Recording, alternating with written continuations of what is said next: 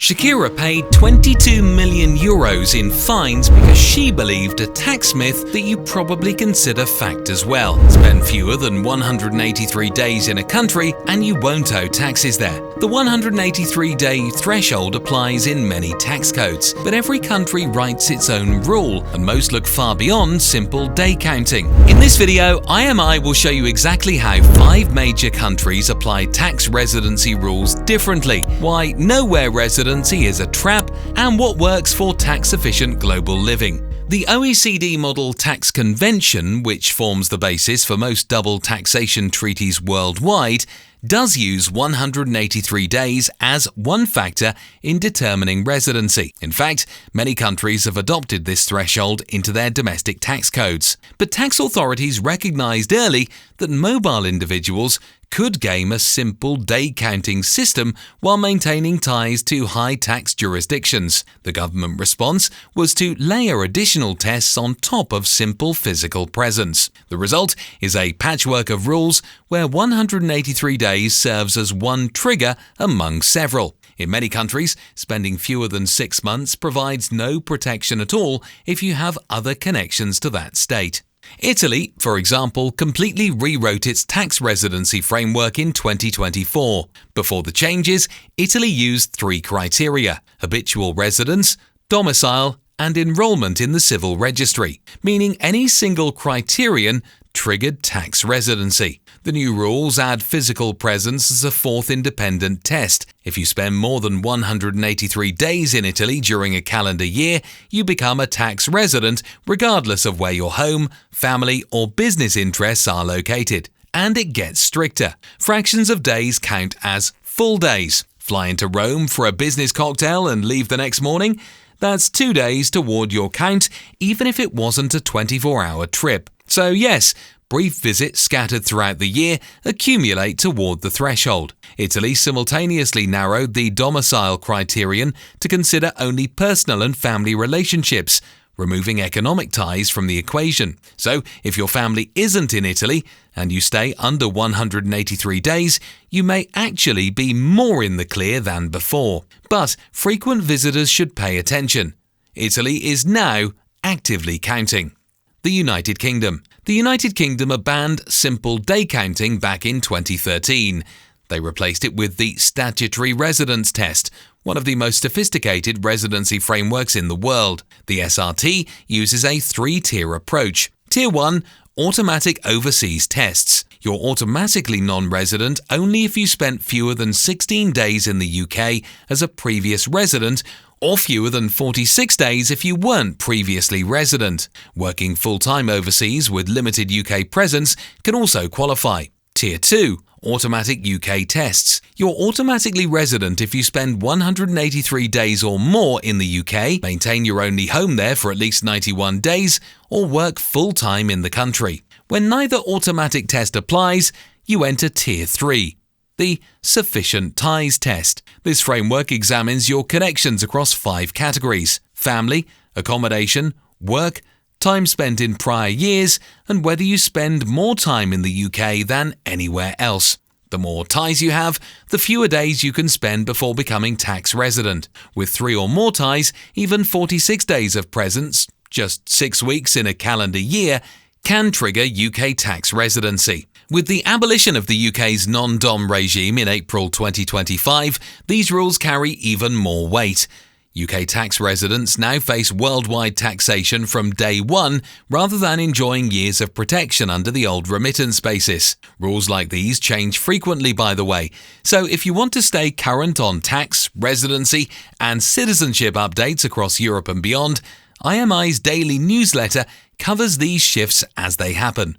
Link is in the description.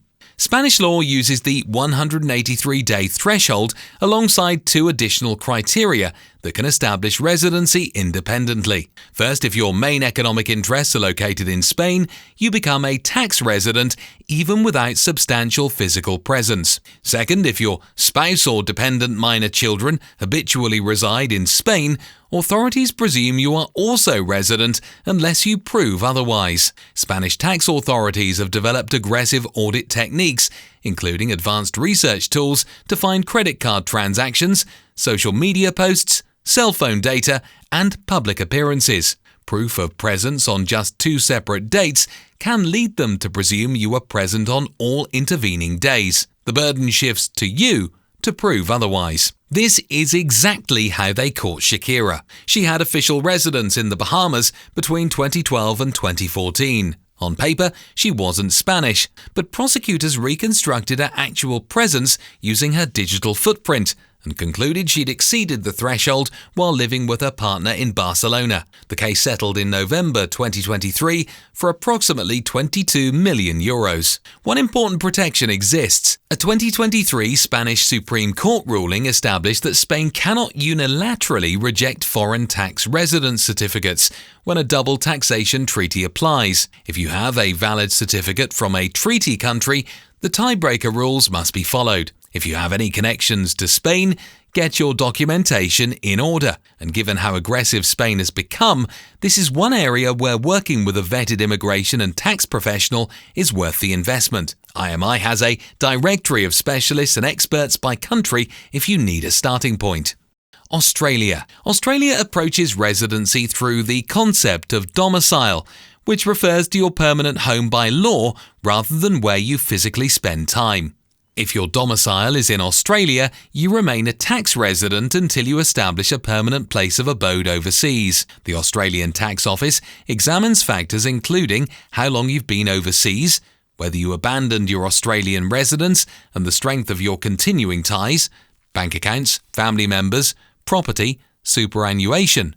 No single factor proves determinative, but authorities assign particular weight to the length of overseas stays and the durability of Australian connections. The 183-day test exists in Australian law, but operates differently. If you're physically present for more than half the fiscal year, you become a resident, unless your usual place of abode is demonstrably outside Australia and you have no intention of taking up residence. A backpacker spending 7 months travelling through Australia typically escapes residency. Someone establishing business connections during a similar stay might not.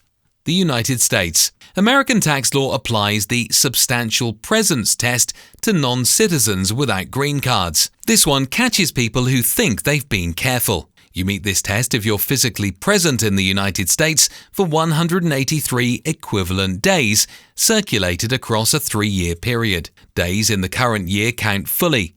Days in the previous year count at 1/3. Days from 2 years prior count at 1/6. Say you spend 120 days in the US each year. You're well under 183 days annually. But run the math by year 3.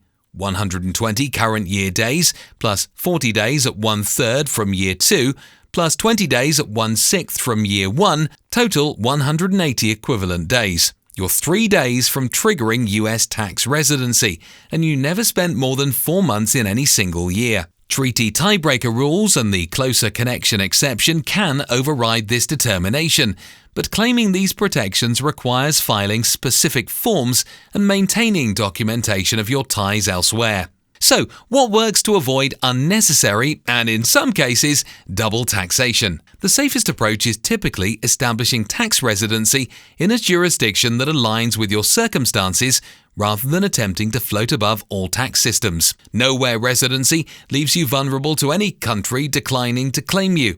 And when 2 countries both assert you're a resident, the mess is expensive to untangle. Several countries offer territorial taxation, special regimes for foreign income, or flat tax options that provide legitimate tax efficiency without the compliance risks. We covered that in the video linked at the end of this video. The key advantage of establishing residency somewhere is the tax residency certificate. That certificate gives you access to double taxation treaty protections. So when 2 countries claim your tax residency, the treaty tiebreaker rules resolve the conflict in your favour, but only if at least one country acknowledges your residency first. Without a certificate, you're negotiating from weakness. The 183-day rule remains a useful reference point. It's not just the universal escape hatch that nomad forums and Facebook groups suggest. Now that you understand why day counting alone won't protect you, the next step is finding a residency program that actually fits your situation.